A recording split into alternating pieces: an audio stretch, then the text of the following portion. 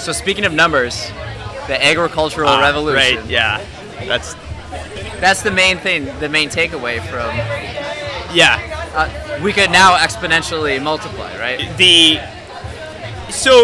Okay, there's a lot of cool stuff that he says, right? Like, one is, so numbers, the part that stuck with me most was like, think of the life of a chicken, right? Like, evolutionarily, it's a success, but like, quality of life-wise, kind of sucks, right? Being cooped up. So numbers is a kind of a fickle mistress there, right? That you were trying to serve. But yeah, what the agricultural revolution did for us, it allowed us to, sustain more. But like, it wasn't necessarily a better quality of life that we automatically assume that yes, that it had to be. It was a significant improvement.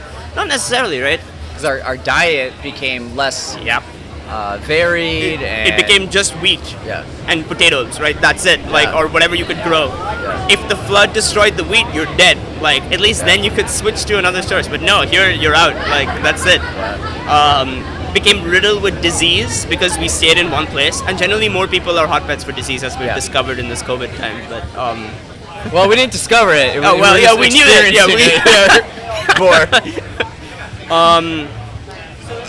He calls it the biggest lie, which I thought is a pretty strong statement, right? That's like, he calls it like the biggest lie that it was a good thing. Yes. Yeah.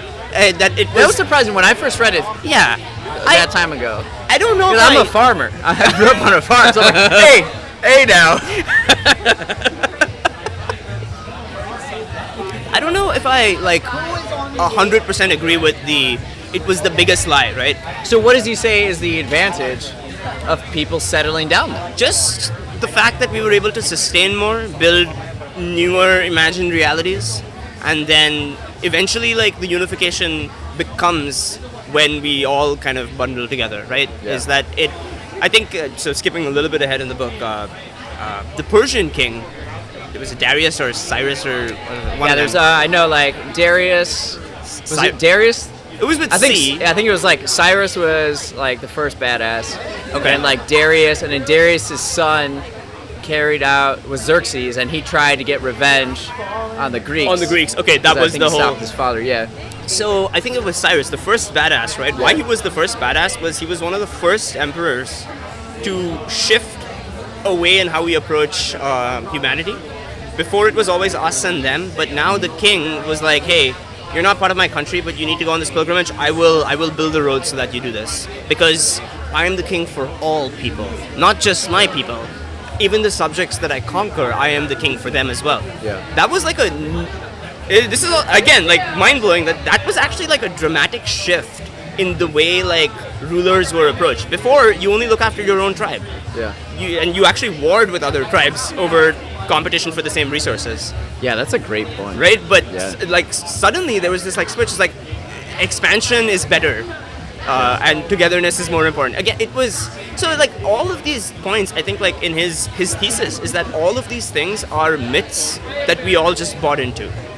And so today our present is a sum of every single myth that you can qualify, and this is a big one, right? That for what reason is all of us being together? It's not self-evident, right? That just all of us being together, separating us and them is inevitably a good thing. Not really. There are strengths in small tribes and stuff like that, right? Yeah. But yeah. Anyway, so I think back to agricultural revolution and numbers. I forget the topic that we were. I was it's perceived as good, but. Oh, okay. Yeah. Not necessarily. It's kind of hard to accept the thesis that it was. It is the biggest fraud, but I think his key point is the idea of the future, right? That the agricultural revolution, what it actually meant was us breaking our backs for a select few plants that actually gave us worse off nutrition in the hope that next year things would be better. And this actually became another dramatic shift in the way we approach the world. So he mentions in there that when you're hunter-gatherers, you don't think about the future. Yeah. You literally are just surviving every now. single day. There's no thought about the future whatsoever. But when you're planting, you can... Now, when you're planting, the seasons... People love thinking about the future. Well, how do I improve my yield next year? Yeah. How can I, if the Nile, I found out this year that if the Nile floods by a centimeter more, that's extremely problematic. So you know what? I'm going to dig these irrigation canals and break my back doing it. And next year maybe there's a drought and that's useless and I'm going to die anyway. But hey, I'm going to do it because I think that next year the future will be better. And this is like a mentality that's so, like in the long run, you know, we're all good, right? Like stocks will rise, like stuff like that, like still dominates our thought. We should plan for the future. What if an emergency happens? How did you plan for that? Like that came from, that fear and anxiety came from the agricultural revolution. Or at least he traces it. Do you ever think randomly while you're on the train or wherever that we all have the DNA of the survivors? Yeah. You know what? Yeah.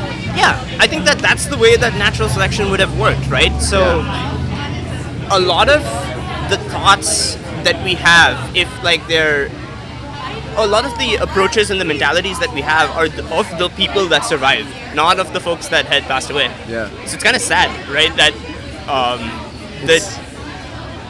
the dead, the ones that, or it's kind of a scary thought that like how many ideas have we missed because the people couldn't propagate, right? Yeah. We only know what works. We only know what works, right? Yeah. Wow, it's an interesting thing. All right, so we're in the agricultural revolution. This goes on for a very long time. Yes. Yeah. Lends itself to new cultures. Lends itself to actually this was worse off for the farmers because like they were like, oh, next year I'll have more yield so I can survive a bad winter. Well, that more yield, like eventually these agricultural societies had like a ruler that just took that more yield and then like took it for themselves, right? Yeah. So actually, like it was the worst thing that ever happened for people that decided to. Because it wasn't I didn't just mean like to like tug at your. Oh no.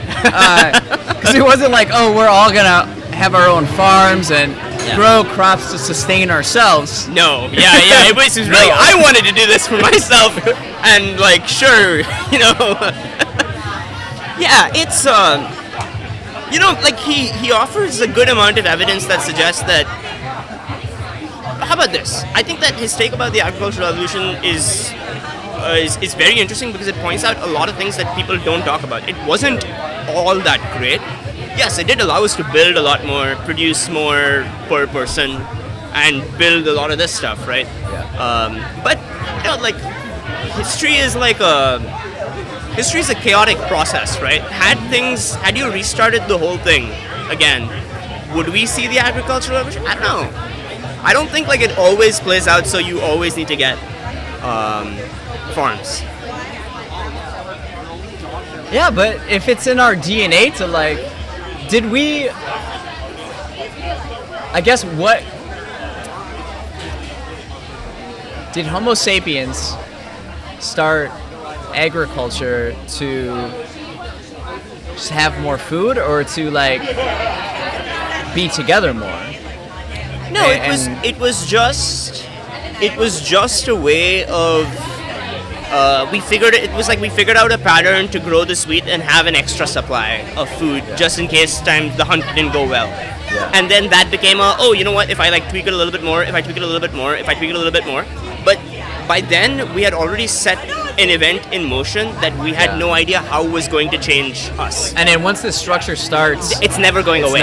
It's not going away. back. Once you believe in the myth, it's there. Well, because then if you're still out foraging and stuff, well, now all the people with numbers can take you over. Well, exactly, right? And if you're a forager, you're actually worse off in this because now like you have the system with food reserves and stuff like that, and like you'll be alone really. Like there are not many tribes back then who would end up as foragers in a society of agriculturists.